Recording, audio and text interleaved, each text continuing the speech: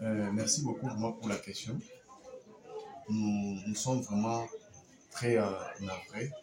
Nous sommes vraiment désolés, nous, défenseurs des droits de l'homme et leaders d'opinion ici à Kasumbalesa.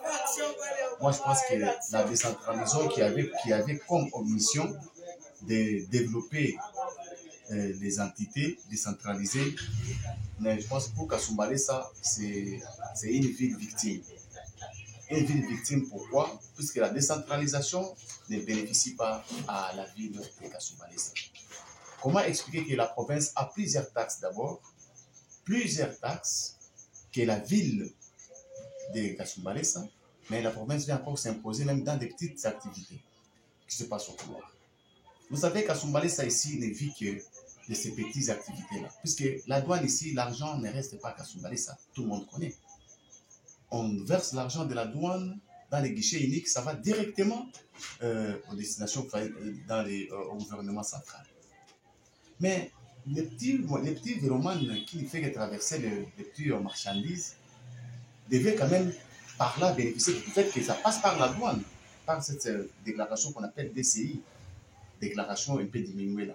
Si la personne peut payer quelque chose à la douane, cela prouve à suffisance qu'il est en ordre avec l'État congolais.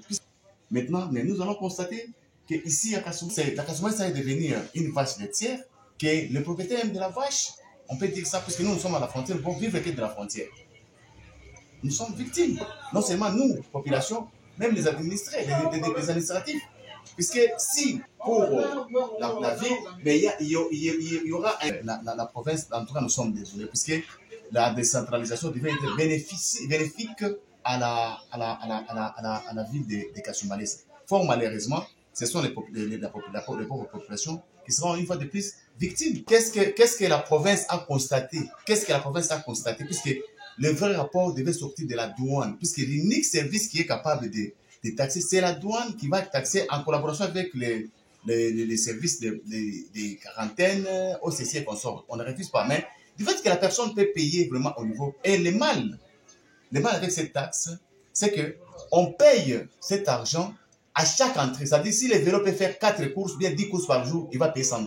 C'est-à-dire 10 $ à l'entrée, à chaque entrée, à chaque sortie plutôt. Ce n'est pas normal. Nous devons voir les histoires en face et aider cette population qui ne vit que. Vous savez, à Kasumbalesa, ici, il n'y a pas d'entreprise. Nous devons vous signaler, chères autorités de la province, à Kasumbalesa, il n'y a pas d'entreprise. L'unique entreprise, l'unique mining qui existe à Kasumbalesa, où tout le monde peut mettre son regard, c'est la frontière. Certes, on ne peut pas vraiment encourager les phénomènes bilanga, mais encourager quand même les gens là qui passent par le couloir, par la voie officielle.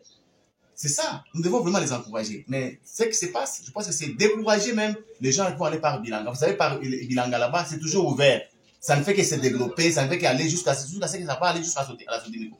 C'est pas gentil, c'est pas bien. Revoir n'est pas ça notre objectif, qu'on enlève même les 5 000 francs. Qu'il passe directement par la douane, que la douane taxe pour la province, là, ça sera correct. Au lieu qu'il y ait des 3-4 barrières, il y a la police qui taxe, il y a ceci, il y a de cela, qu'il y ait quand même de l'ordre dans les couloirs. Nous, en tant que défenseurs des droits de l'homme, et à chaque fois, si la personne pouvait s'expliquer, puisque avant, la douane, ce n'est pas une imposition, la douane, c'est une négociation, c'est vrai, une négociation, mais qui finit par un paiement. Mais si vous dites que tu ne donnes pas, il y a même des gens qu'on apprend qu'on frappe les gens au couloir, tout ça, c'est pas gentil, c'est pas bien. C'est pas gentil. Moi, je pense que la réalité ici, on devait d'abord écouter la base. Vous savez, la plupart des décisions qui sont prises ici à Kasumbalesa viennent d'ailleurs.